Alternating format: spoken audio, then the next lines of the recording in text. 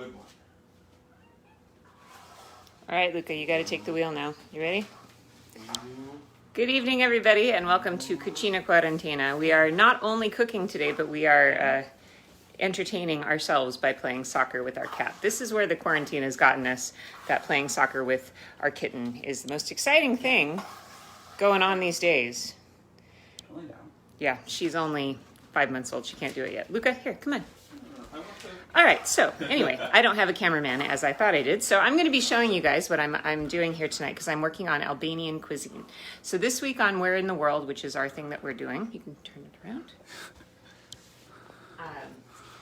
Unreliable cameraman, I'm telling you, teens. So what we're doing this week is we're focusing on Albania, and the reason we got this idea is that my business partner Andrew decided he needed to take a break from Slovenia. He'd been stuck in his little village of Koper for like a year.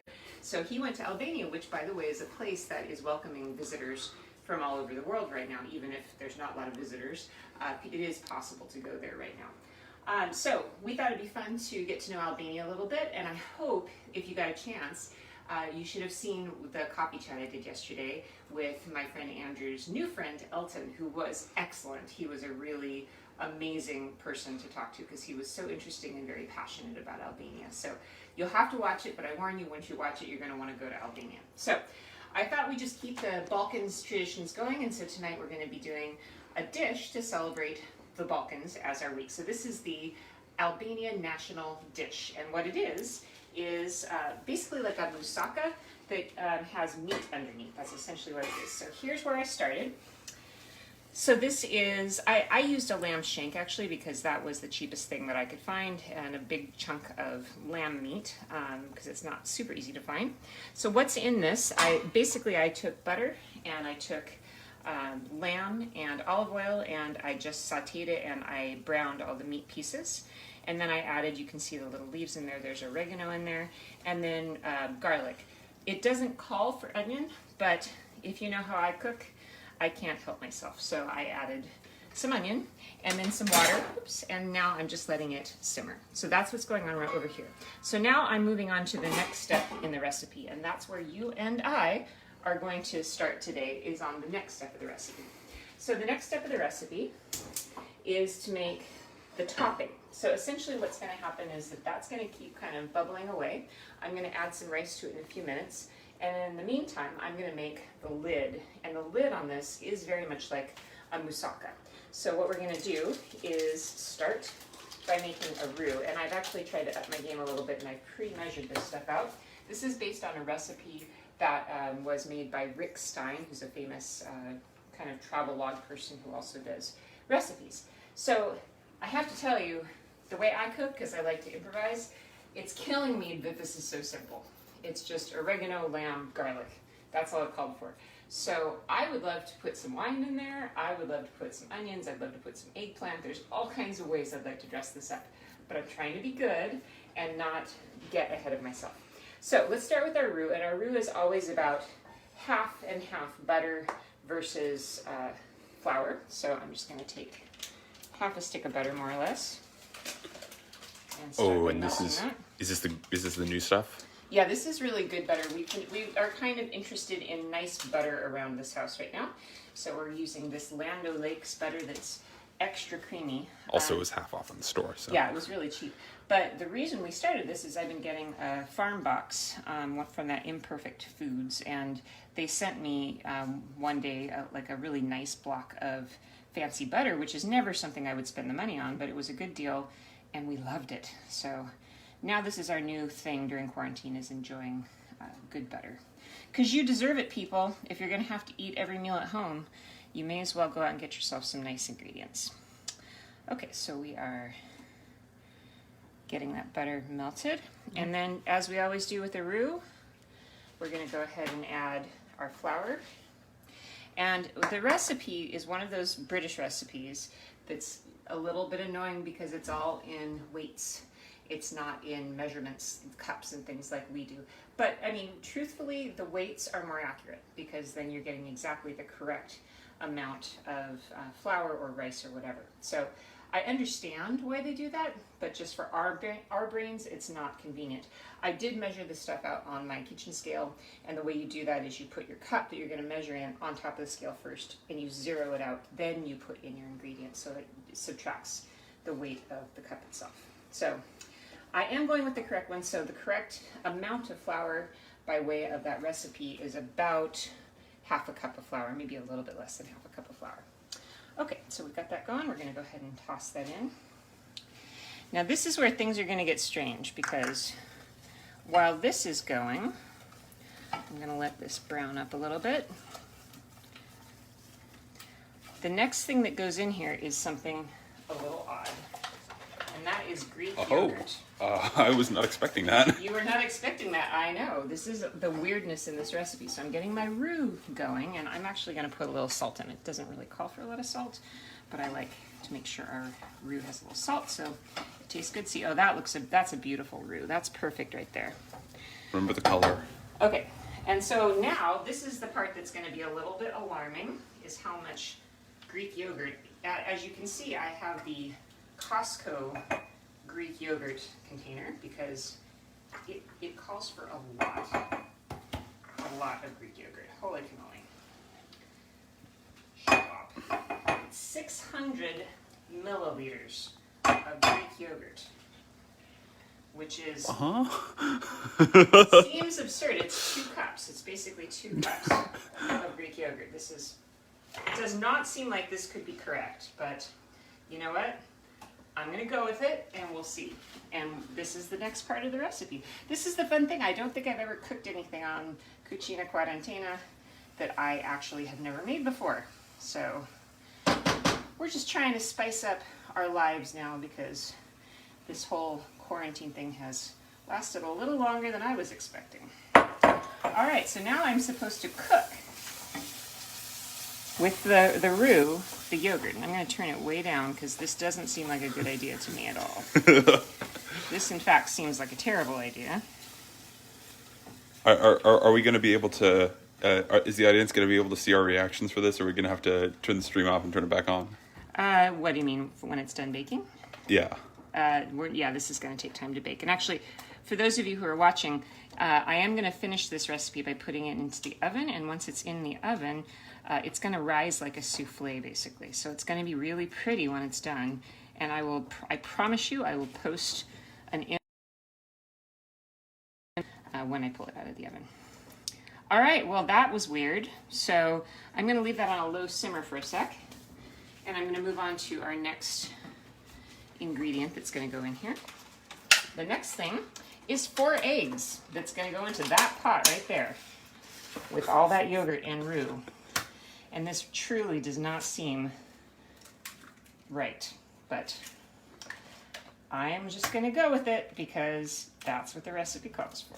Trust the process. I mean, like, what Balkan foods are bad? Like, is there any truly disgusting foods that come from, like, Bulgaria or Greece or Albania? I don't know. The thing I would have liked to have made is burek, which is like a Albanian pizza, but that was a little more involved, than our home cooking TV show could really manage. I'm not technically savvy enough yet to present something like that. So this looks surprisingly not horrible, actually, and it kind of smells okay, too. So I'm going to just trust that this was, let's turn it up just a little bit. So this is, like I said, going to be a lid to the meat, and it's going to be, in the end, like a lamb souffle.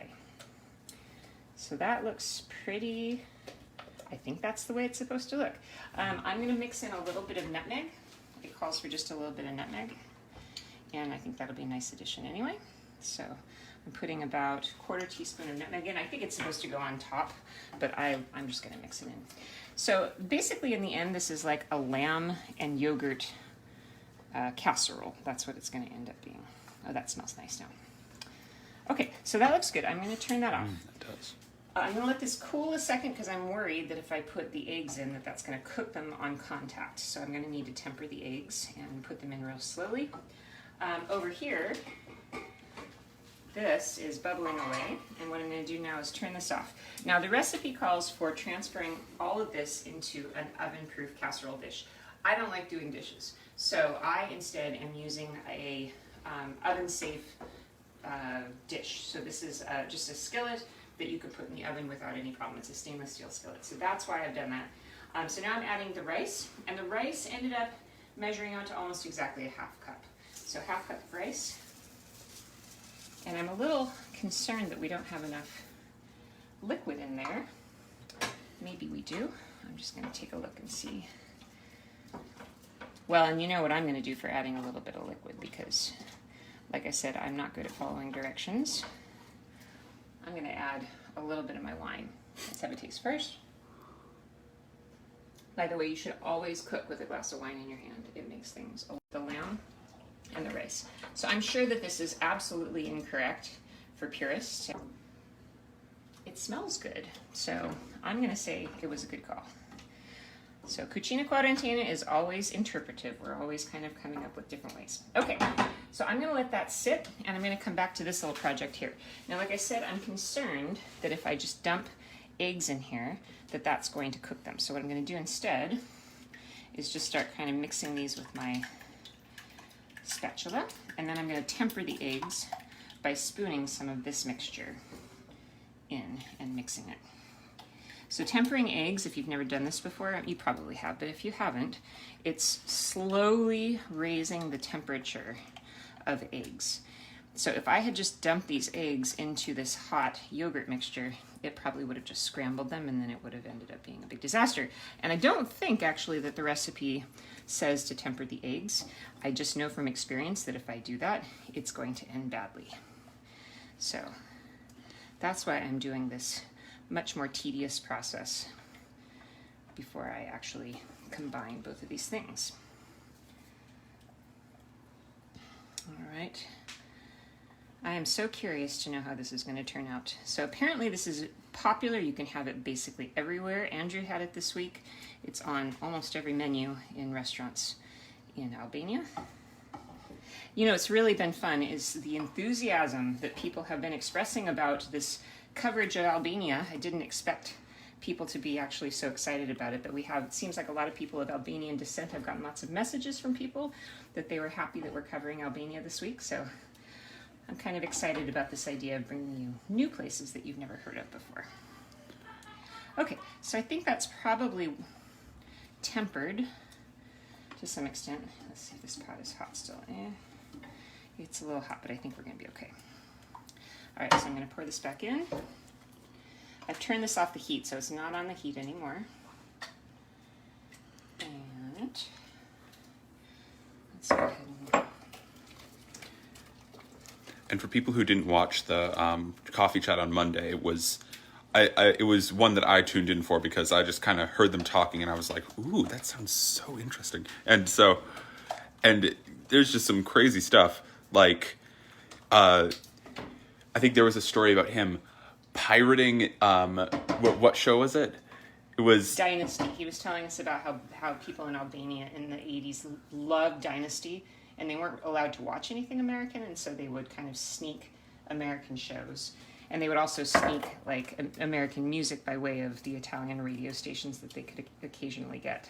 It's so interesting. It's fascinating person. He did a really wonderful job. One other little piece of information I didn't realize, my friend Rochelle, who tunes in here sometimes too, sent me a link to Context Travel, who does a lot of these travel lectures, kind of like what we do, but they charge a lot for it. They have him doing a lecture this next week, and it's $35 a person. So you got a little free taste of something that he's charging Context Travel's charging quite a lot for. So I hope you are enjoying all of our pleasant free content, and I'm always striving to keep it as inexpensive and or free as possible. Okay, so we've got the topping, we've got the lamb, and again, this is killing me because I look at this lamb and I think, I want to put eggplant in this, I want to put peas in this, I want to put carrots in it, but that's not what it calls for. So put some salt in it. I did put salt in it already. So we're just gonna trust the process. I have the oven set to 375. So the next part of the process I need to trust. Again, not entirely feeling confident about this. What a fun and easy way to entertain yourself on a night when you don't have anything else to do. Take yourself traveling, but never even heard of before, which may turn out terribly, but hey, it's worth the time. Okay, so what I'm going to do now is spread this so it really creates like a to cook down below, underneath all of the stuff on the top. Yeah, as I said, I'm suspicious, but okay, looks kind of nice. All right, so there we have it. This has taken me almost no time, maybe 10 minutes to prep it and then brown it and then let it kind of bubble on its own, so it wasn't really any big deal. And then we'll finish with just a little pinch of nutmeg on the top. Looks pretty. All right, guys, so there you go. The Albanian national dish, which is like a sort of soufflé of lamb and rice. So the recipe is posted before this particular post, so if you are interested in seeing how to make it, that's the BBC recipe. There are many other choices if you don't like their conversions. You can find other recipes, but this one looks pretty good. Yes, are there questions? What would you eat this with? What would you eat this with? I would say a salad. Apparently just a simple green salad is what most people eat it with in Albania. I think a nice crusty bread would be really good because it's probably going to have a nice sauce and people are going to want to eat it like that. But it's going to taste a little bit like moussaka, like a Greek dish, because Albania, as we learned, is bordered by Greece and really has a Greek feeling. So you could do like a Greek salad. That would be a nice, because this is so heavy and I'm sure it's going to be kind of fatty. I would say something like a Greek salad with like vinegar on it would kind of cut that greasiness. So there we go. All right, let's put her in the oven. Could you use meat? Could you use a different meat for this? You sure could. In fact, I don't actually like lamb, so I thought about making it just with ground beef, which I think you could do too. I did add a little bit of beef to my mixture of meats because I wanted to tone down the lamminess. So I did probably 2/3 lamb and 1/3 beef, just so it could kind of temper that lamminess. So there we go. Any other questions, Luca? All right. Well, thank you for tuning in to another episode of Cucina Quarantena, Albania edition. And this is what we're going to do for the rest of, I don't know how long until I get to travel again. We're going to be focusing on a different destination every week, and our cooking is going to be focused on that particular destination. So, cheers to everybody. Slancha, no zdravia, chin chin. I hope you're all having a good night. And tomorrow we'll have more information. I believe we're going to be covering Bosnia and Montenegro tomorrow, but we'll see. Okay? Ciao for now. We'll see you tomorrow.